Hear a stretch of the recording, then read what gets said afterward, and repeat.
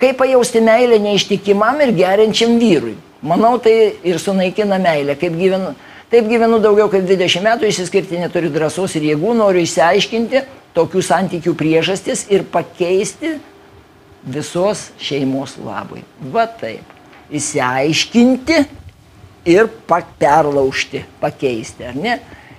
Neieškoti susitaikymo ir supratimo, o pažint, išsiaiškinti ir pakeisti. Vat nuostabi. Ir pasikeisti šiaip viso šeimos labui. Tas pats. Pasikeisti tai ką reiškia? Pakeisti save, ar ne?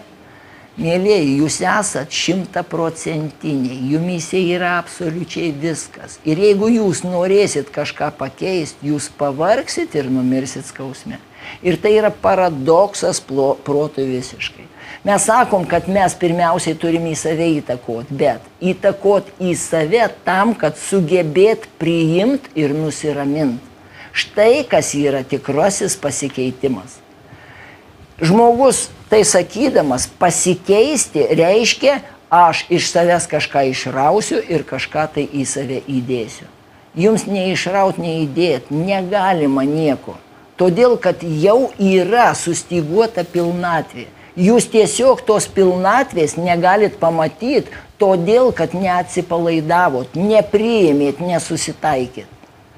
Pamatykit, kad jūs pikti ir pykit tiek, kiek pykstasi. Ne blogis, kad jūs pykstat. Visa esmė, kad jūs nesutinkat pripažinti savęs tokio. Va kur bėda. Jūs atmetat save tokį, šitą pusę atmetat ir tada prarandat pusiausvyrą. Viskas.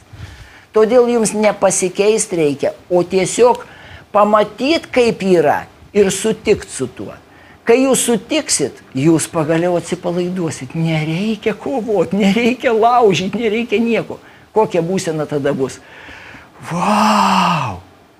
Kaip jūs manot, kitokios mintys bus jūsų galvoje tada ar ne? Aišku, kad kitokios. Kai jūs įsitempę arba jūs atsipalaidavę. Tikrai kitokios mintys, kitokie sprendimai, kitokie rezultatai. Taigi gyvenimas vyks pagal tą patį principą. Mintys, suvokimai, sprendimai, rezultatai. Tik tai visa esmė, kai jūs atsipalaidavę, šita grandinė visiškai kitokia. Ir jūs negalėsit palyginti, kaip būtų, jeigu būtų.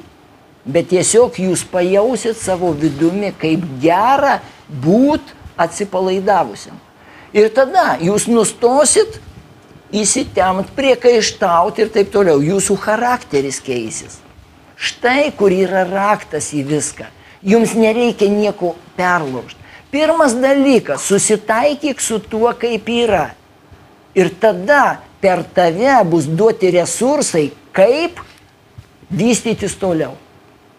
Intuicija tau pasakys, nes tu pritrauksi tai savo atsipalaidavimo.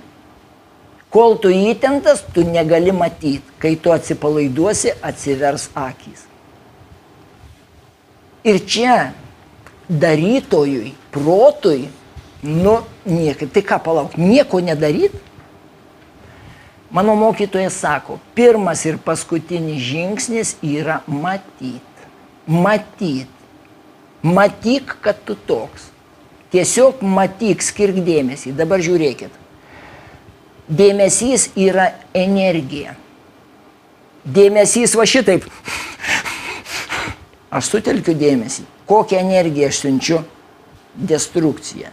O kada dėmesys yra atsipalaidavimo energija, susitaikymo energija ir aš sutelkiu į tai dėmesį, tada ateina ramybė. Ramybė yra vieno dažnio vibracija, įtampa yra kito dažnio vibracija. Kai dvi priešingos vibracijos susiduria, jos gesina viena kitą. Ramybė ateina ir gesina įtampas. Abi praranda energiją, bet ramybė eina iš begalybės, o įtampa labai ribota. Ir ramybė visada nugesina įtampą. Ramybė viską verčia ramybę. Ramybė ir purvą paverčia auksu, kaip sako. Štai jums ir viskas. Štai jums ir ramybės poveikis. Todėl įleiskite į save ramybę. Kristus sakė, aš atpirksiu kiekvieną, kuris įleis mane į save. Apie ką tai kalba? Kaip jisai atperka kiekvieną žmogų? Jis yra ramybė, jis yra pusiausvyra. Kai įleidžiat į save ramybę ir nutarėt nuoširdžiai nesipriešint niekam savo viduje, tada ta ramybė, kai jūs pažiūrit į savo pyktį ir visiškai nesiruošėt jo gesint, tada jūs žiūrit su ramybė, tiesa? Ir ramybė, kaip vibracija, gesina pyktį. Todėl ir sako, pirmas ir paskutinis tavo žingsnis, ką tu turi padaryti, tu turi matyti. Ir viskas. Matai be jokios intencijos kažką pakeisti. Ir tada ramybė viską sutvarkys pati. Tiesiog natūraliai pradės keistis. Tu sutiksi būt amžinai toksai ir tada natūraliai tu pasikeisi.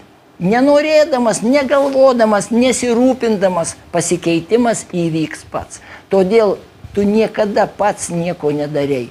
Viską gyvenimas daro per tave, kada tu leidi. Jeigu tu neleidi, tai tu vienintelį dalyką darai – pasipriešinimą ir destrukciją. Taigi visas mūsų veikimas gyvenime su pastangom yra tik tai destrukcija. Nes kai atsipalaiduoji, viskas vyksta daug harmoningiau. Mes galvojam, kad mes iškasėm griovį, tai čia yra o taip.